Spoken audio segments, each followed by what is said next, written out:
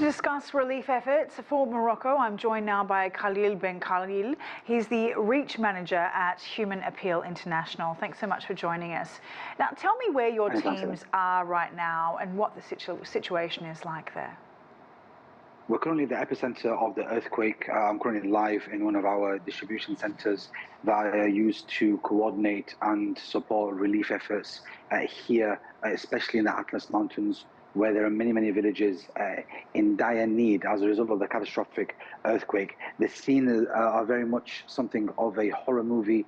There are villages that have been completely destroyed by this humongous natural disaster that was completely spontaneous. You're talking about the parts of the mountain completely shattering, buildings, the rocks the size of buildings collapsing as a result on the villages and on the homes. And coordination of relief efforts is ongoing. We're focusing on the humanitarian response to provide life-saving aid, especially to the hard-to-reach villages where we have to use essentially different kinds of modes of transport, possibly donkeys, to be able to get the aid to those most in need. So we're a week on now.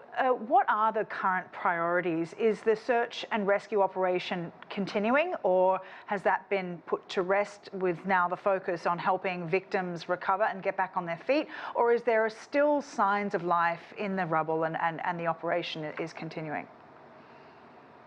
There is still coordination of emergency services, of relief efforts, where there's an area that we went to a few days ago, we were allowed to actually go to. Since then it's been blocked off. There's been real sort of skilled people in this field, fire and rescue people, etc., people from all around the world that have come, and they're currently either discovering people that have unfortunately passed away or that are still alive. But the people that are alive are very little, unfortunately, due to the fact that it's been over a week. But there still has been stories of people that have come out unharmed, all due to God. But that is the situation out here. The area that we were in earlier, the air you can smell was clearly of rotten buildings. The flies had increased in number since we last went there and we were delivering aid there, and that is essentially the situation out here. But from our perspective, we're really focusing on those that need us for the foreseeable future. We're focusing on emergency relief, water, food, sanitation. We're focused on sanitary items for children and for our women, to be able to make sure that they remain looking after themselves at this very difficult time. We're providing food, we're providing utensils to clean tents, things like that. And this is all part of our phase 1 response. And then we have further phases to move on as we look for a long-term solution for those that have been affected by this devastating earthquake. The King has faced harsh criticism for what has been described as a delayed response, not accepting international aid quick enough and then doing it in a fairly staggered way. What's your take on that as a professional on the ground?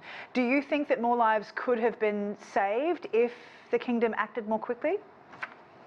We at Human Appeal arrived here within 24 hours of the earthquake striking here in Morocco in the Atlas Mountains, and we've been completely overwhelmed by all communities from all different races and backgrounds all around the world, in the USA, across Europe. We have volunteers in the USA that have supported us, donors all around the world, and it's thanks to them that we've actually been able to act quickly, respond quickly, provide food literally within 24 hours, provide blankets within 24 hours to those that were going to sleep very cold deep in the Atlas Mountains, mattresses so that they can be comfortable, tents so they had something above their heads, water, food, and all the emergency items. And that's been thanks to that overwhelming support all around the world, and we could not be more grateful for all those that supported us.